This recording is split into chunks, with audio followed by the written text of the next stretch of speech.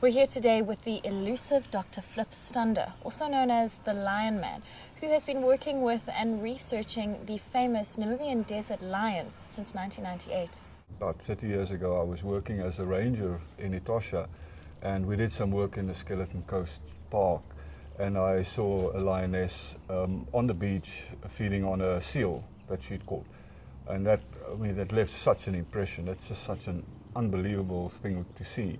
And that still drives me, actually, that image in my head, the work that I do today. And at that time, I started doing a small project on the lions that lived along the coast, at the Skeleton Coast, and fitted a few collars, but they all died. They all were shot and killed, and the whole population basically went extinct, we thought.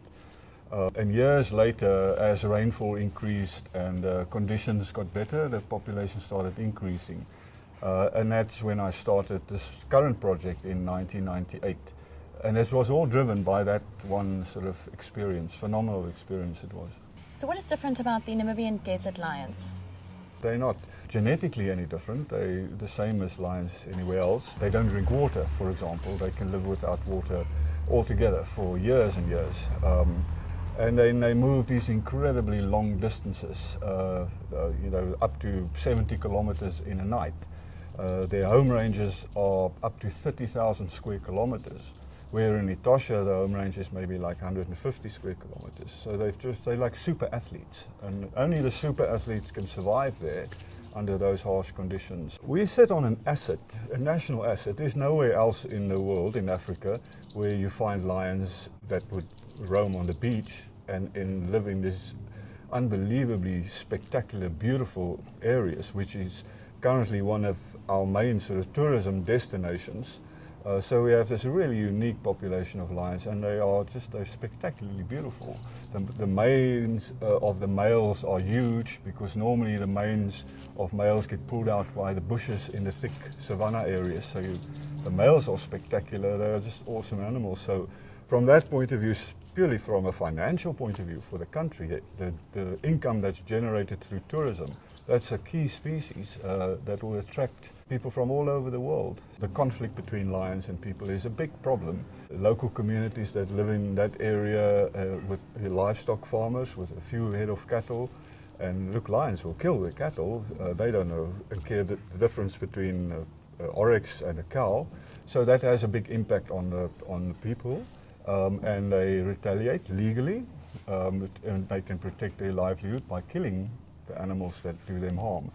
The local communities that live there must also benefit from the income generated through the tourism, that they would want lions there, regardless of the cost of living with them. But the benefits most likely is much higher than the cost. It's just a matter of finding a way that they do benefit and have the incentive to want to protect them, and it really is moving very much in that direction. Individuals get poisoned and trapped and shot, so that does have an impact on them. But they are also quite clever in learning which are the danger areas and staying out of it to an extent. And I think the more we can make people aware of the problem and provide some sort of a management structure to solve the problems, to prevent the problems, by assisting the communities with building kraals. And a fantastic new sort of development has been that we've marked a whole bunch of lions with satellite collars, and then every day the movements of those individual lions gets posted on the Desert Lion website, and the people out in the field with smartphones are monitoring those lions, and the whole idea is that would help them when the lions come close to be able to move the cattle away and maybe kraal them at night at that time. And the fantastic thing is that people are using it.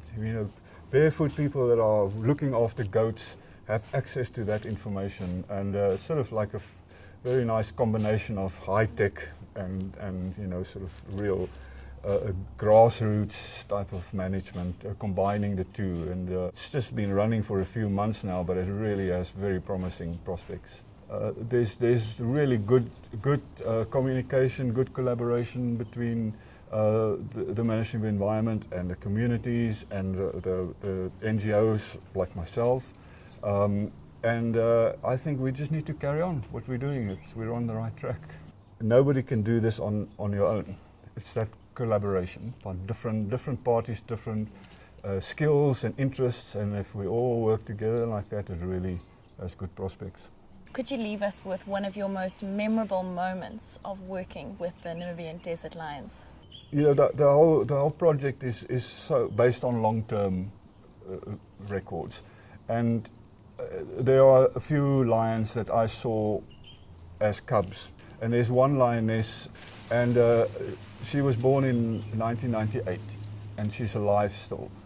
And having followed her through her whole life, and seeing her giving birth 3 little cubs about that size, like right on the beach near the bay, and walking these cubs through the dunes, and they're so small they can't even climb a little ridge, and they fall. I mean, that sight, having followed her for 12 years, I think that's just the most incredible thing.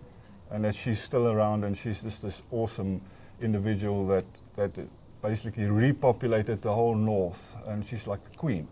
And yeah, so that type of thing is just wonderful.